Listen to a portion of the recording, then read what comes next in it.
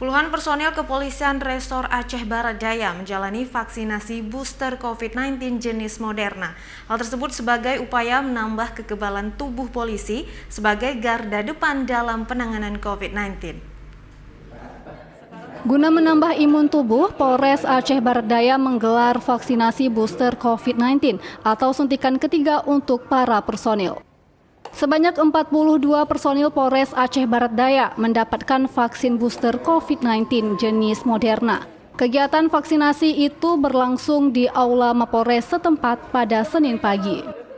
Vaksin booster di Kabupaten Aceh Barat Daya saat ini hanya diprioritaskan bagi pelayanan publik dan tenaga kesehatan saja.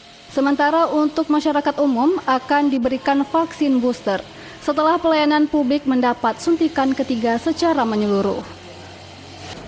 Vaksin booster sementara ini masih di pelayanan publik ya, nakes dan pelayanan publik. Nanti kan berikutnya ketika selesai tercapai target di itu, jadi masyarakat bisa melaksanakan juga. Karena dosis yang tersedia di kita dari provinsi masih terbatas sementara ini.